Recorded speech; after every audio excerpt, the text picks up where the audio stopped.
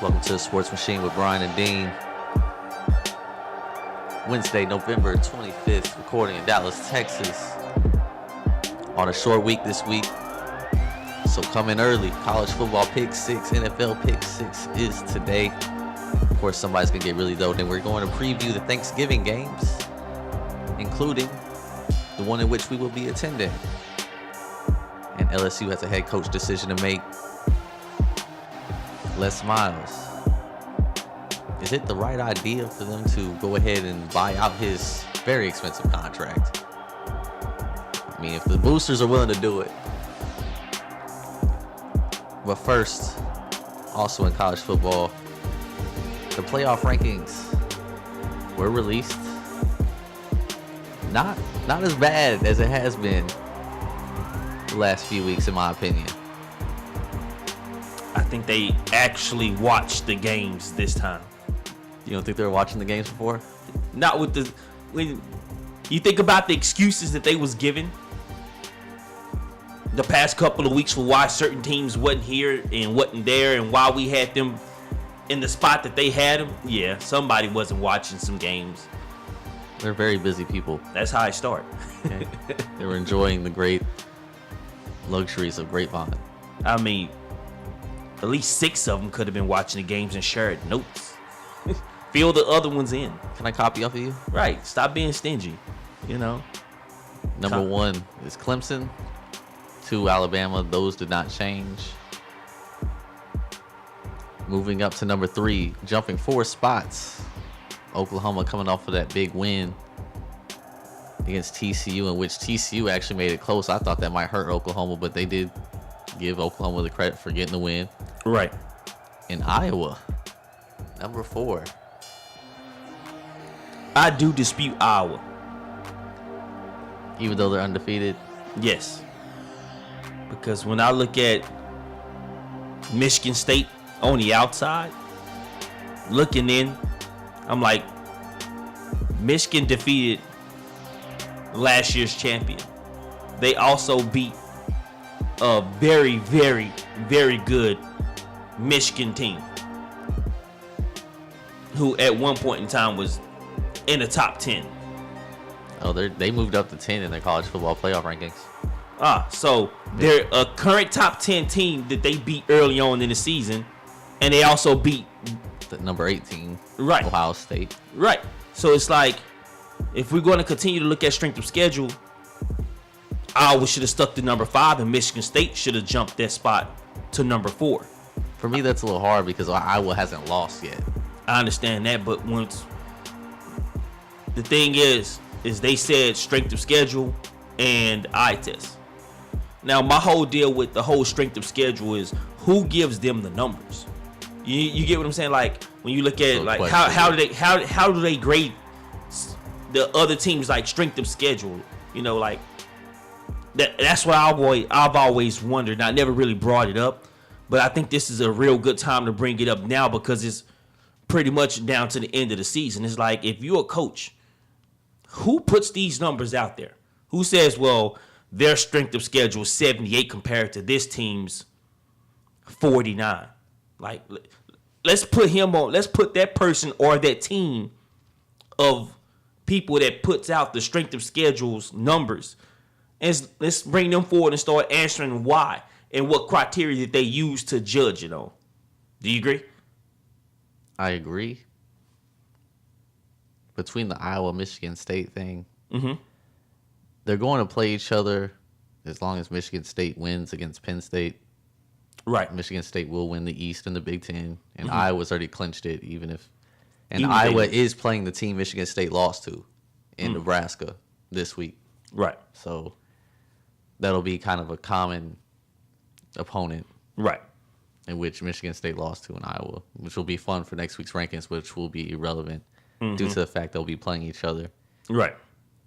I have an interesting question about these rankings because at number 6, Notre Dame is there.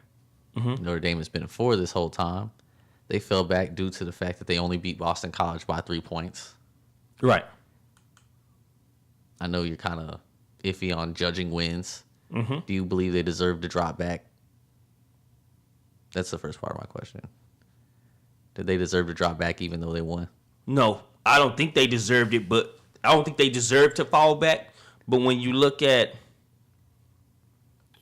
what the playoff committee, what they've been judging teams on, 1 week it was the eye test, 1 week it was the strength of schedule. Let's not forget, last week before last one, TCU got dropped back, 3 spots in the win against Kansas, but because it was A close game, they still fell back 3 spots in the win. So I'm not surprised that they've dropped Notre Dame back when you look at their history of it. So I guess I can You can accept that. All right. Exactly, because they've done it to other teams. My second Notre Dame question. In the pick 6, we will give our picks on Notre Dame versus Stanford. But for the sake of this argument, let's say Notre Dame beats Stanford, who is ranked 9th. Will that jump them over Iowa or Michigan State, since Iowa plays Nebraska and Michigan State plays Penn State, which is not a top 25 teams? No, I don't believe so. Once again, Stanford has looked better than what a lot of people expected, right? Like, After their initial loss to Northwestern, they fell off the map. right, But then they got a lot of wins. right, They lost to Oregon, but Oregon's popped up on the top 25 again. right. So that kind of boosted Stanford to number 9.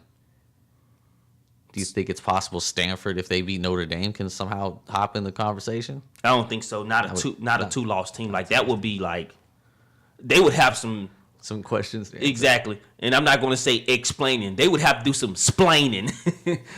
Like how they say down south. You got some splaining to do for that one. I mean, don't get me wrong. I understand, Stanford 79th in passing, 15th in rushing, tied for 22nd in points for and points against their 36. But at the same time, you still look at their 2 losses into the teams that they lost to, which kind of, if we're going to continue to go by their criteria, the college football playoff criteria, then they don't pass the eye test and their strength of schedule, and to their opponents who they lost to wasn't as strong as the top 5, top 6 teams. Some more hypothetical questions. Uh-huh. I'm really good at coming up with those. Baylor, if they went out, they play TCU in Texas. I think Baylor should jump Notre Dame, but I don't see them jumping Michigan State. Depending on what happens with Iowa, I could see them jumping Iowa as well. Because that's what the Big 12 was hoping for when they backloaded the schedule the way they did. And the Big 12 was hoping for one of them to come out undefeated, and that did not happen. So it's kind of throwing them for a loop. But luckily, Oklahoma lost earlier in the season. I'm still a bit surprised at how far they dropped Oklahoma State out of the top 10 when they lost to The quality opponent. Yeah. Oh, Like, they dropped them. Like, right now, Stanford is at 9, Michigan 10 above Oklahoma State. Now, I can understand when you look at Michigan's 2 losses. Close, horrible losses. Arguably could be a 1-loss team. Could be an undefeated team as well. You can argue that. But I don't feel like Stanford is the number 9th best team in the country compared to Oklahoma State. Now, if they're going to bash them for losing at home, that's one thing. But still, this team was dominating the division for quite some time and wasn't getting any due until the past couple of weeks. My last hypothetical question. This is the farthest limb to go out on. Florida plays Florida State. Also in our pick 6, we'll give our picks on those. Wow, they're number 12? If Florida beats Florida State and then goes on in the SEC championship game and somehow pulls out an upset against Alabama, are they in the top 4? Yeah, they deserve it without question. Like, I don't care. They could be, like, the fact that they're number 12. Who did they lose to at the time? They lost. They only beat Florida Atlantic by 6 points Who cares? last week. Like, That's why they're number 12. And but see, what I don't understand is their one loss was to who? LSU at LSU when LSU was before powerhousing, right? Before Les Miles ended up on the hot seat. And they also lost to LSU. Real quick, they lost to LSU after they lost their starting quarterback for the season to PEDs. First week. So you could argue that they really they could be taking some people's spots if you really want to argue that point. But without question, if they win out, if Florida wins out, beat Alabama, I wouldn't have a problem with them being in the top 4. But the problem with that is who you're going to replace, which is a story for another day. It would be Alabama. Yeah. For all the technical people out there, Alabama is not a lock for the SEC championship game. If they somehow lose and Ole Miss wins, Ole Miss goes. But right. Good luck with that. Coming up, we mentioned Les Miles on the hot seat. That conversation is coming up next right here on the Sports Machine. This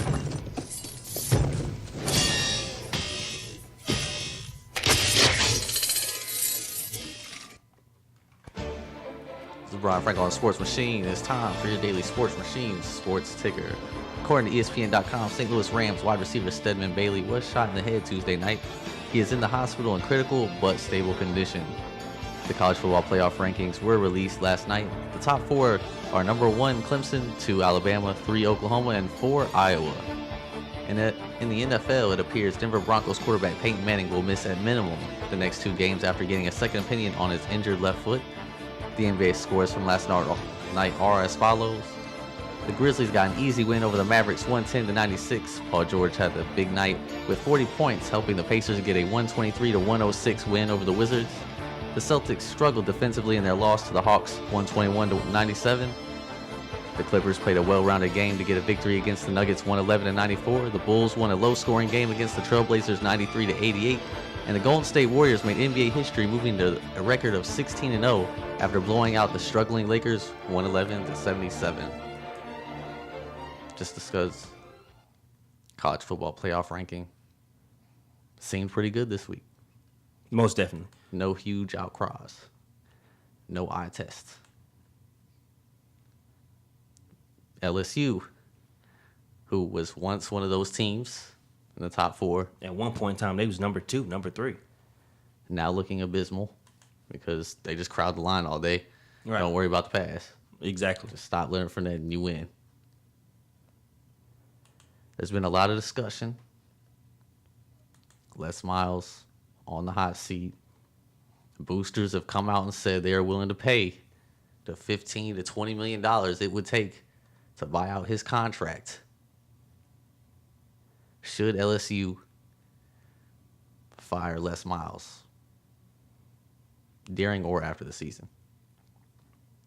This is difficult because when I look at what Les Miles has done, I only see what he done with the team, with the recruiting class that was still left over from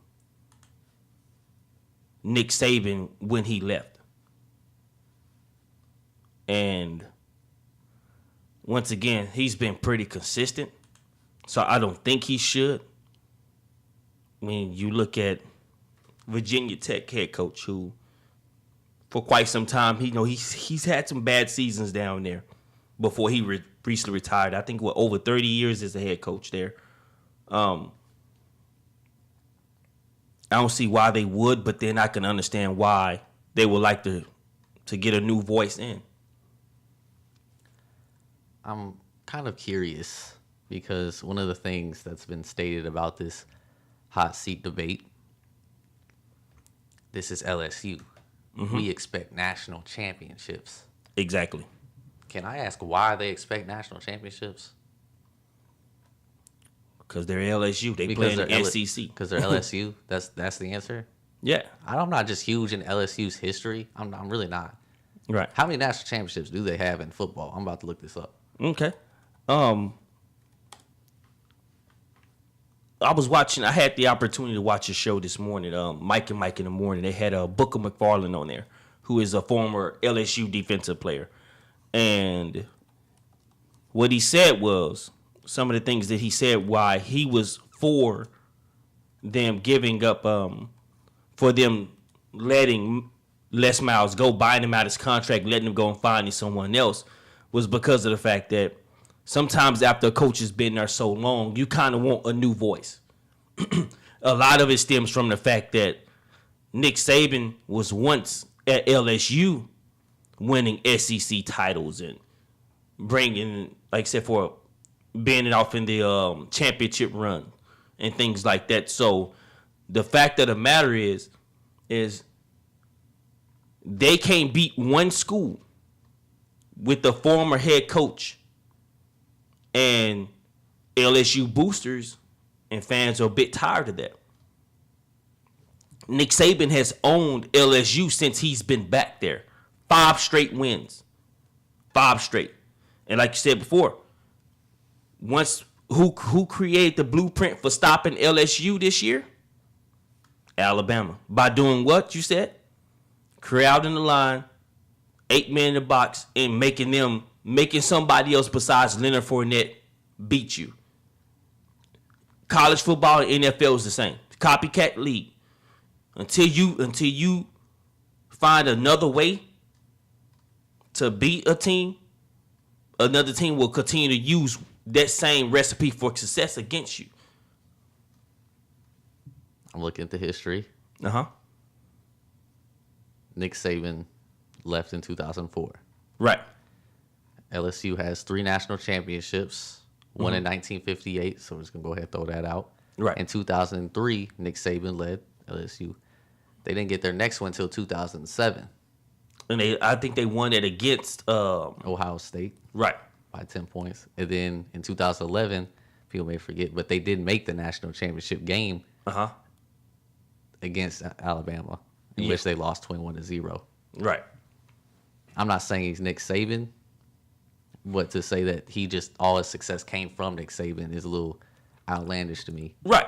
And I only said that I felt like you said they had already won one in 1958. So I guess that would be their second national title, was won with some of Nick Saban's recruiting class. Well, Nick Saban won one with them before then. All right. They had 3, and then right. You say some like he won one. It was 4 years after Nick Saban left, which was still some of his recruiting class on that team. At least that, like I said, that's what I believe. All right. And then in 2011, he just made it off some BS. No. Like I won't bash him on the way he recruited. Like, he's a good recruiter, but the thing is, I don't think people feel like he's the best recruiter. And he's not the best recruiter. Nick Saban is, but you're not getting Nick Saban. You're getting some random dude that you hope is just better than Les Miles. It's not going to happen. Right. In my opinion, I don't think you're going to get anybody better than Les Miles that's available. Hey, maybe they feel like they have a shot at Houston head coach. A lot of teams is going to be shooting at him. I don't care about how much Houston is giving him raising money. I think they raised him from $1.5 to $3 million. It's going to be teams probably willing to offer him that $4 or $5 million range. Not better than Les Miles. Yeah. This is coming from a Michigan fan. I've been through this. Right. You think you're just going to get rid of a head coach? I was down for it at the time. I think, all right, get rid of the head coach, see what happens. You end up with Rich Rodriguez. Oh, yeah, he's hot in the streets right now. He's going to be, everyone's trying to get him. Mm-hmm. You get him. You think it's going to be a success. Next thing you know, you're 3-11. And to quote Booker McFarland, he said, sometimes head coaching and in school in general can sometimes be like a marriage. When you can't, if a marriage is bad right now, you can't be afraid to leave it because of the fact that you don't know what you may find after that marriage. So what you do is you still take that risk. Hey, I may not find somebody right away, but eventually I'll find somebody. You hope. Yeah. Has Miami University, the Hurricanes, not known as the U on this show until they deserve it, gotten this marriage? No. Has USC, the University of Southern California, gotten this marriage that's supposed to happen after this? No. I think for USC, sometimes they just after you get a divorce, you realize that the person you was with was actually better than the whole market. My deal with that is like, far as USC go, they've always stuck with USC guys. And as far as Miami go, the knock on Miami is the fact that look at you, like I said, with U of H, they just bumped up the pay to keep a guy there at $3 million. One of the knocks on Miami is the fact that they're not willing to go out there and pay a good coach good money to stay there, to stick around there, to make some things happen there. Somebody who knows the area and how to recruit down there. Now, that's the knock on Miami. Now, I also understand where you're coming from with that when you say, hey, look, things are not out, the grass is not always as green on the other side as you think it may be. Sometimes that grass itch. Sometimes it got chiggers and all fleas and all types of stuff off in it. So don't put yourself in that position if you don't have to. But I also understand where. Not when you're still winning. And like if LSU for like the past 4 years have just been struggling, and it's like, all right, you're not making any more progress. But it's like they're consistently in the top 25. They're consistently in the discussion. This year they don't have a quarterback, but who's to say Les Miles doesn't go out and get a quarterback? And now their quarterback that was committed to LSU is no longer committed to LSU. Mainly probably because he doesn't know who the coach is going to be. So right. Why would you take that risk if you're a young kid trying to make a decision for your future? Right. Once again, I'm not disagreeing with you on it. I'm just because I'm not an LSU fan. Oh, I'm not either. Right. So I'm just trying to look at it from both sides. You know, when I look at it from your point of view, someone who's a big time Michigan fan, someone who's been a big time Michigan fan through the Rich Rodriguez's and Brady Hoke. Yeah, exactly. Like if it wasn't for the 49ers being stupid, Michigan would still be terrible. Rightfully so. Like, and I mean, like Michigan fans could be in delusional land that they were magically become better even without Harbaugh, but it's not true. The moment recruits began to hear them talking about Harbaugh going to the school, you had people changing their mind over. Anyway, I see where you see it from, and you do have a great point on that. But then, once again, I understand boosters and ex-players that played there, like Booker McFarland. I also understand where they're coming from. It's like, all right, maybe this guy's peaked out. Maybe he can't get us to where we need to go anymore. Maybe it is time for a new voice. It's possible. Most definitely. I bet Nick Saban probably peaked out before he left for the NFL. Yeah. And then went to Alabama, peaked out again. All right, moving from college to NFL. Thursday, Thanksgiving. Nothing better than Thanksgiving football.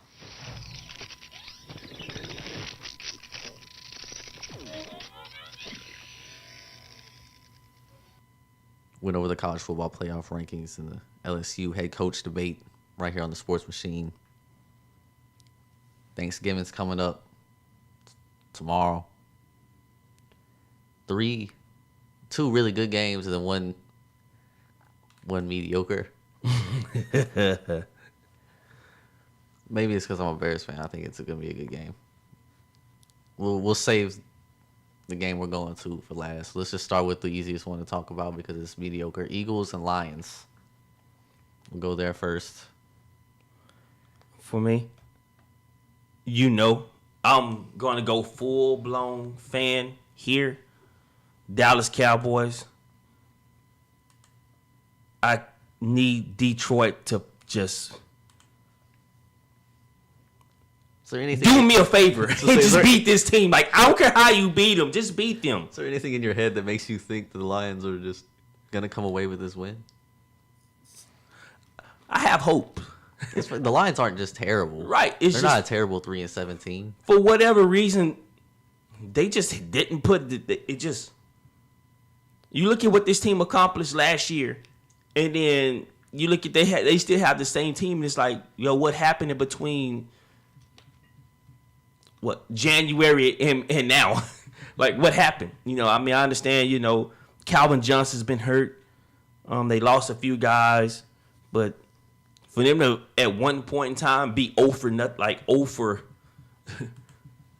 5, 0 for 6, 0 for 7 type of team. Once again, they kind of look good the past couple of games. They've reeled on some wins, got some wins. Once again, I'm actually kind of with you on this. Because Lions at home on Thanksgiving Day. They're used to this. Yeah. You know what I'm saying? Like, Philly played last year, but then Philly had a different team. Let's not forget. Oh, yeah. Like, Philly had Shady McCoy in them last year. Coming off their loss against the Buccaneers, which was just dreadful. They allowed over 200 yards rushing to one guy. Mm-hmm. Does it help that it's a short week or hurt that it's a short week coming off a loss? Because I imagine coming off a loss like that, you want to play again immediately. Yeah. Or you get blown out. So I would assume it helps the Eagles situation to have a short week. But at the same time, if you're still holding over PTSD. See, my deal with that is it could be good, but then it could be bad. Why? Because you don't have time to really review your last game and your mistakes and what it is you've done wrong. You don't want to review that. If you Mark Sanchez, you need to review something because they're going to be running some of the same plays. Gave up 235 yards to Doug Martin and then let Jameis Winston set rookie records passing touchdowns. But at one point in time, the defense was their good spot. Now they did lose Mikael Hendricks, I think it is, the rookie from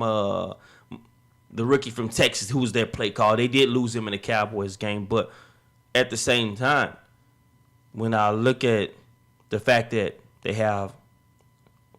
when I look at what Detroit has at the running back, Amir Abdullah, Joint Bell, these guys could go out there and run the ball against this team.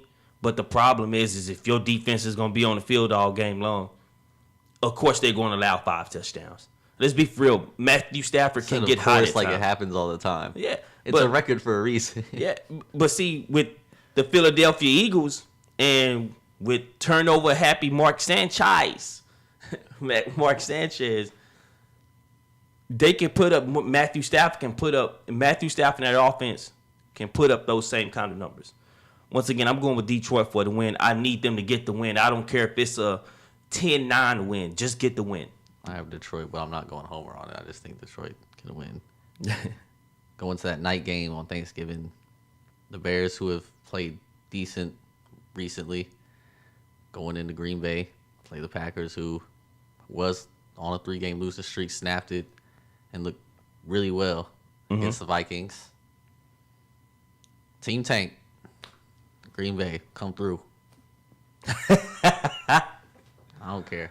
Hey. All the Bears fans can shut me down. I'm trying to get top 5 picks over here. I don't need a 7-9 team.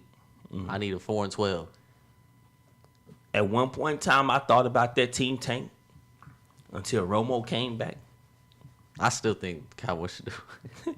Who knows? No, Zeke Elliott could be in the mix, but anyway. I don't know. Don't ever lose. I see a good game. I see a great game in this, actually, because when I look at the way Jay Cutler's played over the past couple of weeks, they've actually looked like a decent NFL team. It's not a positive. They look like a decent NFL team. Compared to where they were looking like. I know. I wish they still look like that because now it look like they're gonna go 7-9. They was looking like a horrible franchise. Good. Like I don't need a 7-9 team out here.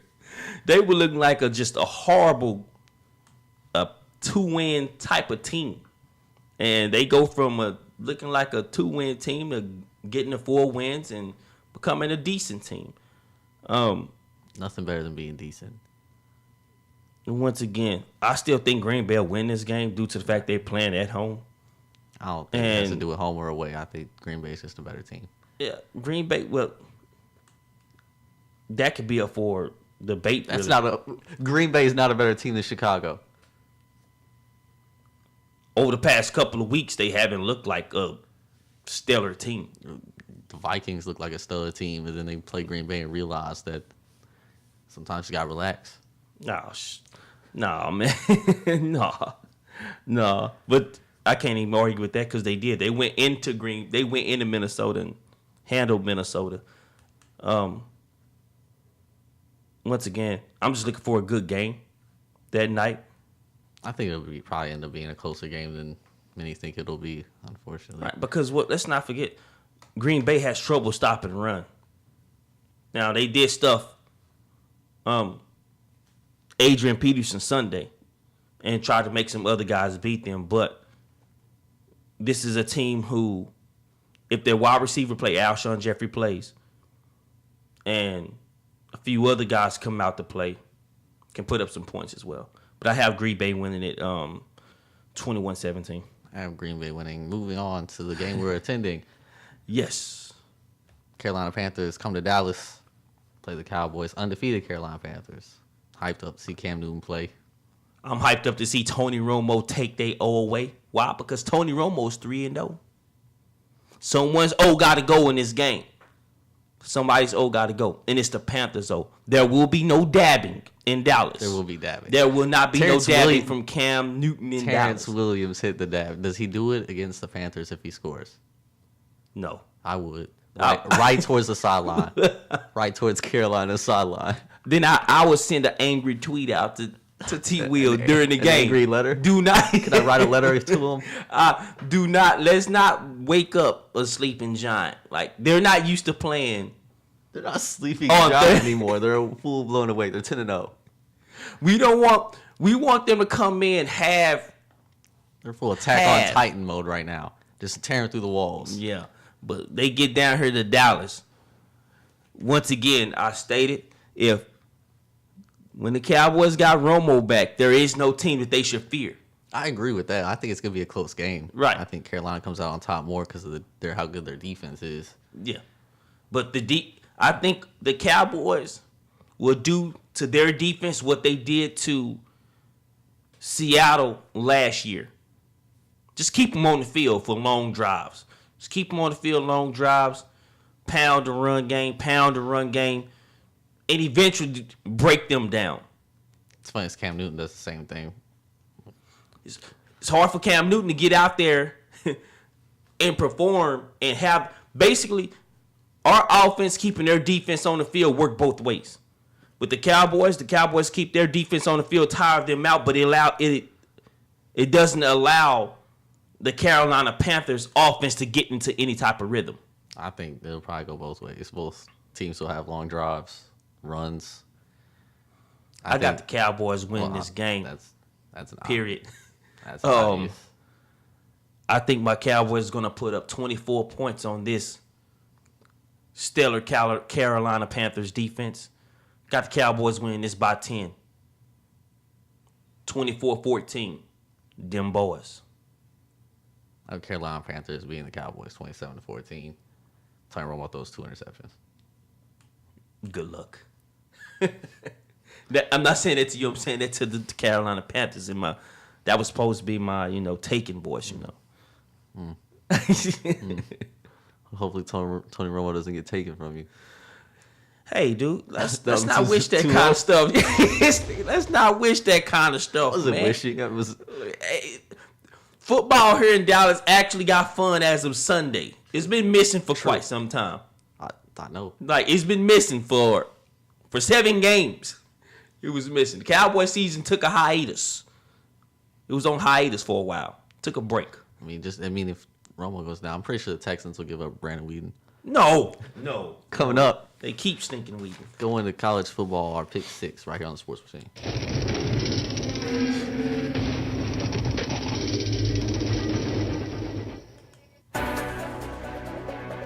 I am Dwayne Dean, and this is your Sports Machine News Update. Denver Broncos quarterback Peyton Manning will wear a walking cast on his injured left foot for the next week and will, at minimum, miss the next 2 games after getting a second opinion on a partially torn plantar fascia.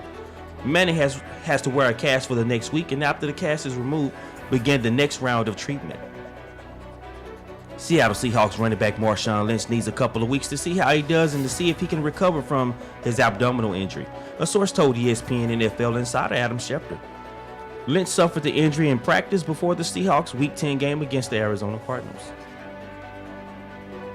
An attorney entered a not guilty plea for Rocky shortstop Jose Reyes to a charge of domestic abuse in a Maui court Tuesday. Reyes wasn't present for the arraignment as his defense attorney, David Sereno, waived his presence.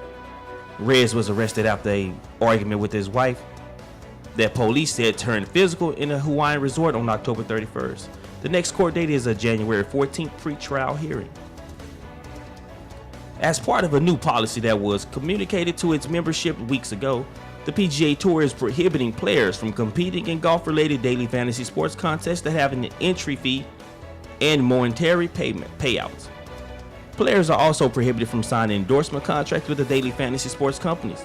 Executive Vice President and Chief of Operations for the PGA Tour, Andy Passion, declined to discuss any potential penalties for the violation of this rule.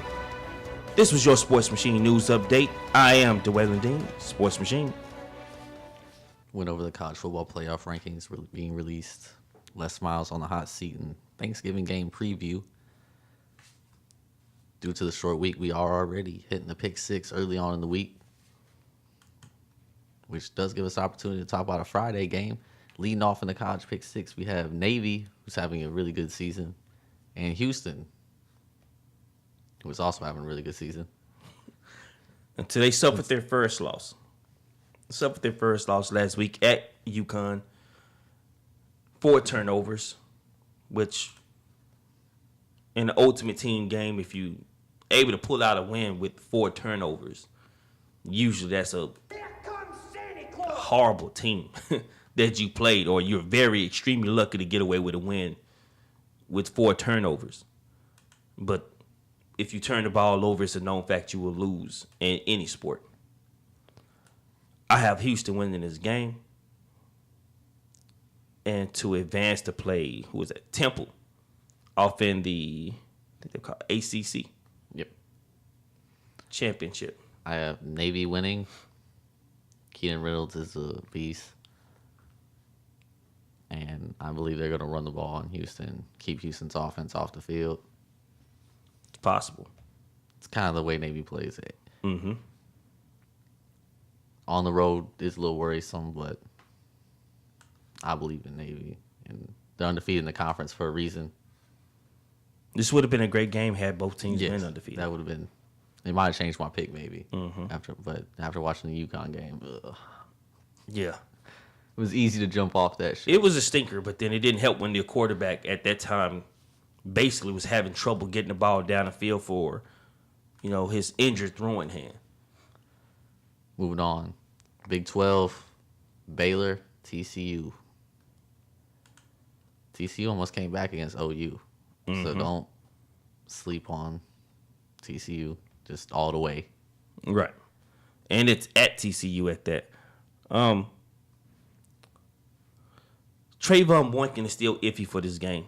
And because they are still iffy on Trayvon Boykin. No Trayvon Boykin. No Josh Doxson. Yeah.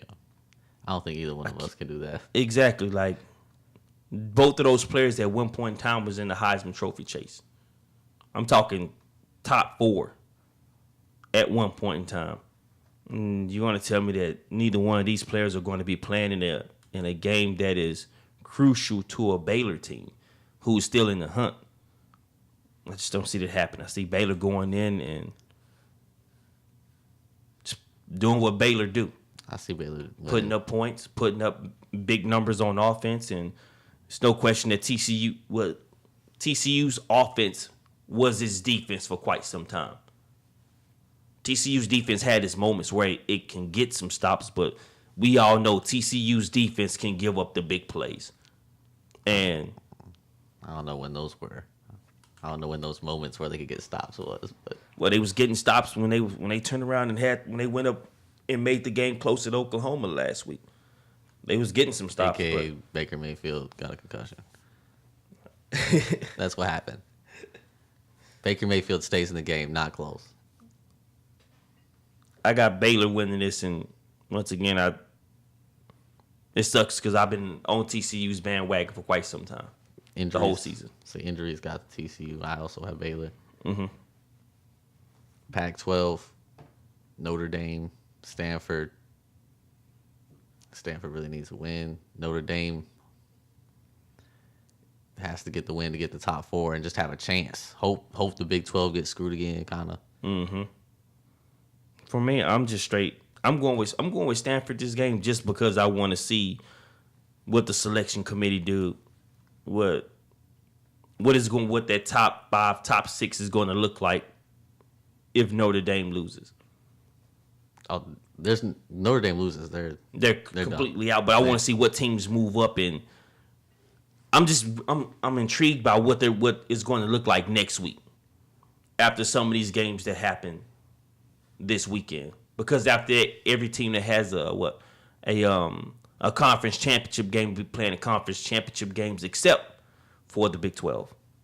That would be interesting to see what would happen, but unfortunately, I don't think it's gonna happen. I think Notre Dame is gonna go into Stanford and get the win, and to be honest, I don't think it's gonna be that close. I think Stanford's shown against better competition. They've been known to kind of be a little under that second tier team. They can keep it close, but I don't think they can come away with the win. Florida State, Florida, big rivalry. Florida trying to shock the world, somehow sneak into the top 4. Top flight security of the world, Craig. At home in the swamp against Florida State. I honestly don't think that Florida's the 12th best team in the country. I think they're a top 10 team. And I think they're going to go out and prove why they feel like they're a top 10 team. It's not a knock on Florida State, who 2 losses has been close at times, but still, it's gotten them out the mix because at one point in time, they was a top 10 team. This is going to be a very interesting rivalry game. And I look forward to being able to watch this game on ESPN. And I'm picking Florida for the win in the swamp. Just because I want to see what that matchup between them and Alabama is going to look like. I have Florida State winning. I think Florida State is actually the better team. I think Florida, if Florida had their starting quarterback, I don't even think it would have been close. Yeah. I think Florida would probably still be top Undefeated. 4 material, Right. really. But I think Florida State, complete team, got a good run game. One of the best in the nation. Everett Golson, I think he keeps his interceptions down. They win, even in the swamp. Another big rivalry. Michigan, Ohio State. Michigan, Ohio State. Your game. Your Wolverines at home against cross-state rival Ohio State. I got the Buckeyes. Mainly because, like I said, when we see if Notre Dame loses and a couple other teams see if they wind up losing their way out the spot, I want to see where Ohio State will be ranked at next week. And I think this is a good game, but I think they actually get back. I think Zeke Elliott brought up some points. And a defensive player came out and said the same thing that he said what a lot of us was afraid, what a lot of them were afraid to say. And so I think they actually go out there and they run the ball heavy with Ezekiel Elliott. And this is going to be a slobber knocker. This is going to be a dog fight. But I still think Ohio State comes out on top. Michigan at home. I don't believe that Urban Meyer is going to change the way he coaches because some player decided to speak his mind finally. Right. I mean, it's been happening all season. So I don't think it's going to change now. I still think, in my opinion, JT Barrett struggles to get the ball down the field, throwing wise. I think Michigan wins the game because Jake Rudock, quarterback for Michigan, after the first week of which he looked terrible, has turned into an actually really good quarterback. And I actually think it's going to be a high-scoring game. I don't think it's going to be. It's going to be another Michigan State versus Ohio State. I think it's going to be one of those type of games where whatever team has the ball last will wind up winning the game because they're going to control the flow of the game. I feel like if Ohio State runs the ball the way they're supposed to with Zeke Elliott, they can control the clock, control the flow of the game, and then which would then open up Braxton Miller in the passing game downfield. Moving on, last game, Oklahoma State. Oklahoma State, in-state rivalry at Stillwater, Oklahoma. I got, once again, Baker Mayfield he will be playing this game. According to ESPN, Baker Mayfield's cleared to play this game, despite the fact that he was out last. He had to exit last weekend at TCU. At TCU's Oklahoma game last week, they wound up having to sit him because of concussion. He's cleared to play this week. Baker Mayfield is the heart and soul of this team. I said once, I'll say it 1,000 times. As well as Baker Mayfield goes, so will this team go. I have Oklahoma State for one reason only. I think the Big 12 is going to get screwed again. If Oklahoma loses, Big 12 is not going to have a team. Unless something catastrophic happens to Alabama. It's time. Really though. Really though. Really though. Really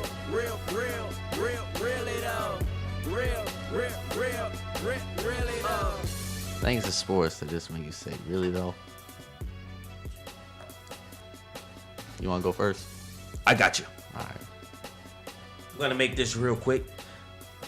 Wasn't a lot of boneheads out there, so I had a tough field of guys, teams people to pick from. But I decided to get on UFC's Bruce Buffer, who is their ring announcer, who came out and told TMZ reporters, which TMZ, everybody's TMZ, you're TMZ, I'm TMZ, anybody with the camera phone is TMZ, who said basically gave Ronda Rousey an execute, tried to give her an excuse, saying that, you know, Rousey had so much on her plate with PR work and Hollywood and book signings and a plethora of other things that she had going on besides UFC.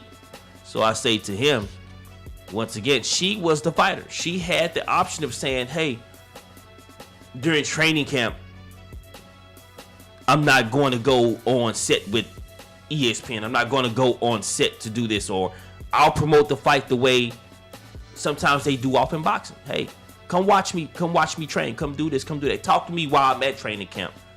But did nobody tell her to go around the world the way she did? So to try to give her that excuse and say, well, her PR and the Hollywood and everything else is what got her beaten up. No. Don't take away from Holly Holm like that. She came after, she executed her game plan. She got the win. So to you, Bruce Buffer, really though? It was hard for me to decide who I was going to really though. Not because I didn't know the topic, but because I didn't know who in particular needed to be really though. And I'm going to go with the sports public that believed Ezekiel Elliott's apology. Now, I'm going to admit, I have a lot more respect for Ezekiel Elliott after actually reading the apology. Right. Because I realized maybe it's not what it seems. Now, listen carefully. I'm going to go through this tweet in my quote voice. I am sorry for all those offended by the statements by me Saturday after our, in all caps, loss. My intentions were not to point fingers at anyone for our, all caps, failure. I was caught up in emotions. I hope everyone can understand how strongly I love this team and this university and how much I wanted to win the game. But I do not regret anything I said. There's much more after that, but do I need to go further? I am sorry for all those offended by the statements made by me Saturday. Yada, yada, yada. But I do not regret anything I said. Really though? Is that really an apology? It's not. It's not. And as you said earlier, he has teammates backing him up. Right. Joey Bosa, off Ohio State defensive end. I think he said what a lot of people were scared to say. How is this not getting any play? Right. There's no problem with Urban Meyer at Ohio State. Oh, it is. The team, great team chemistry up there. I've heard a lot of people try to say that this team wasn't hungry enough.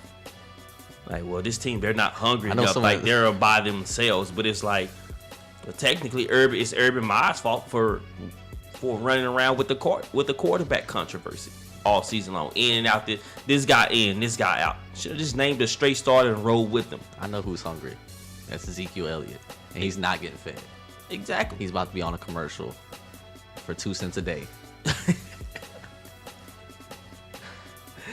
Oh, man, see, this is where I get what he's saying, because we've debated this on the show countless times. Why won't they run the ball with Ezekiel Elliott? You leaned on him a lot last year when you had then true freshman JT Barrett quarterbacking. He was your workhorse last year. And all of a sudden, it's like they just suffer from amnesia, like that this guy is not Heisman hopeful. That this guy didn't, score a couple of touchdowns in your national title bid. But pretty much that whole situation, really though. Right. Moving on. Going to the NFL where Ezekiel Elliott will be next year because he's made it clear he's not going back. And Cardale Jones. Do you think Cardale Jones will be drafted? I mean, Yeah, he'll get drafted. Maybe late, but he'll get drafted by somebody he has a gigantic arm. that's how I start. So having Jamarcus Russell. I don't think they're the same. 80 yards on one knee. He could do that. Oh, I'm just saying, like, that's what I like. Yeah. 80 yards on one knee. Technically in the NFL, if you're on one knee, you try and throw a pass, you're down. So that doesn't mean Well, as long as you're not touched, you can actually throw it. Bills Chiefs. This is actually a big game. You wouldn't think it was a big game, but technically the Chiefs are in the wild card spot. Right. And the Bills are trying to get that wild card spot. Right. I'll take the Chiefs at home. I like the way they've been playing lately. Got some momentum. I have the Bills to win this game, but I've been hearing a lot of reports that starting quarterback Tyrod Taylor may not play, and if Tyrod Taylor does not play, they will lose this game. So I'm hoping he does come out and play, because I still think with this team is so dynamic, man. Shady McCoy hasn't been out on the field a lot this season, but I still think that a healthy Shady McCoy, and with what Tyrod Taylor can do by not turning the ball over as much as some quarterbacks do anyway, there's potential for them to win this game and still fight for their playoff lives. Shout out to EJ Manuel. I still believe in you. Good luck. Next up, Giants Redskins. I need the Redskins to get this win, please. You know, I need them to get this win. you can make a decision by your head. You ain't got to go straight homer. Yeah, I'm still no. Redskins, I need y'all to get this win. I need y'all to get back to you like that for just this week, please. Mainly because the Giants is 5-5, and they're 2 up on the Cowboys. I feel like the Cowboys will win Thursday, which would then mean the Cowboys will only be 1 game back for the lead in the NFC East, which would then mean that they are in the playoff chase to host a home playoff game. And that's my main reason why I'm picking the Washington Redskins. I'm taking the Giants because they're better than the Washington Redskins. If nobody watched the Washington Redskins game last week, Let's not forget. I would recommend you go watch it and tell me the Redskins are going to beat the Giants. I think people tend to forget that the Giants defense is 32nd in the league in pass. And what does the Redskins do well? They pass. Debatable. Moving on. I don't know if I would really call that good. Their passing game. Average. I'd give it average. I'd give it average. Slightly below average. With Deshaun Jackson back? Without Kirk Cousins throwing the ball. That would be nice. It's not even Kirk Cousins' fault. I just feel like RG3 got screwed. Because he didn't get no leash like this. Right. All right, moving on. Vikings, Falcons. I got the Vikings. I think the Vikings are a bit upset from getting trounced at home. Should be upset. The way they did against a division rival. And they lost the fact that they had the tiebreaker, because now it goes to Green Bay. So they're coming out, as one would say, guns blazing to to right the wrong that happened last Sunday. I see Adrian Peterson having a big game against this defense. And we continue to see the Atlanta Falcons slump and possibly lose out on the opportunity to get to the playoffs. Take the Atlanta Falcons at home. I believe that they're going to stop this drought that they're in. They're going to get back to running the ball, please. Matt Ryan is not looking like Matty Ice, as they like to call him. I don't even think you can call him that anymore. There's only one thing I call him. Here comes Santa Claus. Gift basket. If you did not know, anytime you hear that, it's not a good sign. It's usually not. They run the ball. You would think with their wide receiver choices that they would be a passing team, but run the ball and then play off of it. I mean, like, Just please. Roddy White is not getting any looks at all. But hey, I mean, I don't watch enough Falcons games to know like what's really going on there. But it's like it's Julio Jones and who's that? Harry Douglas and I think who's that? They tight end Tammy. Yeah. They need a tight end Yeah. in the future. So it looks like to me. I think Matt Ryan really relied on Tony Gonzalez more than they thought he did. Mm-hmm. Steelers, Seahawks. I got the Hawks. Got the Hawks winning this game because, once again, this is a team that's fighting for its playoff life as well. They're having an identity crisis right now. And they have had this crisis ever since the Super Bowl. Teams not, players not trusting coaches.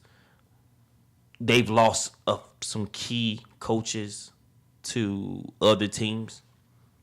Mainly defensive coordinator to the Atlanta Falcons. I think they try to, once again, get back on the right track against the Steelers at home.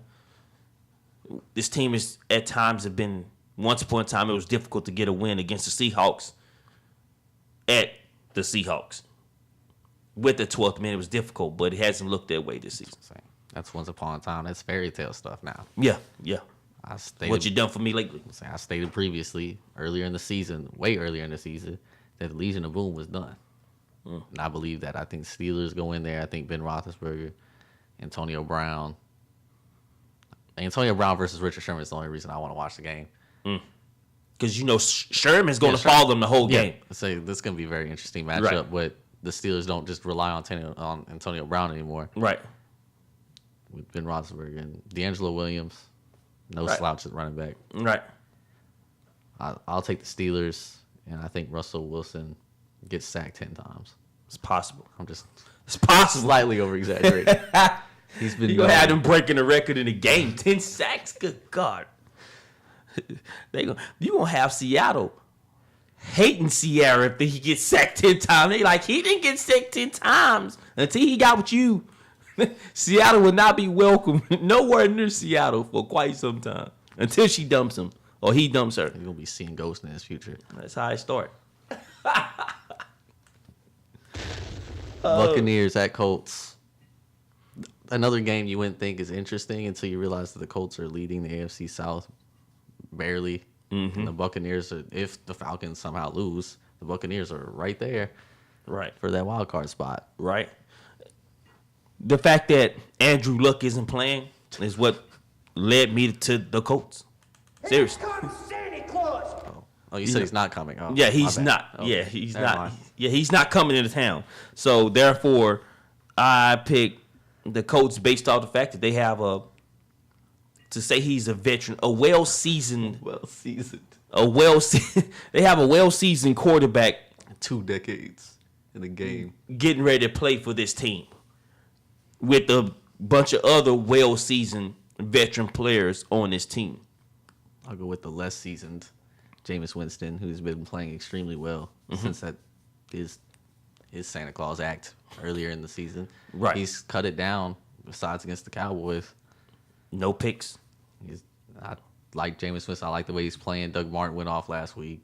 Right. Doug Martin's kind of become that running back this year, competing with the Adrian Petersons and such. Mm-hmm. I'll take the Buccaneers over the inconsistent Colts. Like I said, since Buccaneers struggled at the beginning, I think they've turned it around.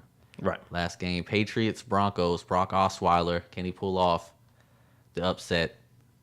I have Brock Rock Solid Osweiler, as they've been calling him, pulling off the upset. Just to stir up this quarterback controversy, quote unquote. We could talk about they it got next- going on. We're gonna talk about it next week. If Brock Osweiler pulls this off, we're talking about it next week. Peyton Manning ain't coming back. Okay. And I'll be there. He beats the Patriots. And I'll be there to debate it, saying I don't care what this kid does. It's Peyton Manning's team. Period. I don't see it. Broncos got the gets to win. The Patriots are winning the game. I think the no-fly zone turned back into the no-fly zone. I think they're pumped up for this game. It's gonna be a good game. The no-fly zone turns into frequent flyer miles. Yeah. 10 points for that one. 10 points, good sir. 10 points. You know what? I know Bill Belichick. He's not even gonna throw the ball that much. LeGarrette Blount's gonna go off somehow. It's highly possible. Bill Belichick always pulls something off that you don't expect. Short week this week. Be back next week discussing all these games going on. Possibly discussing some NBA. Will the Warriors have lost by then? Nope. Schedule says nope. Will the Tanks have won by then?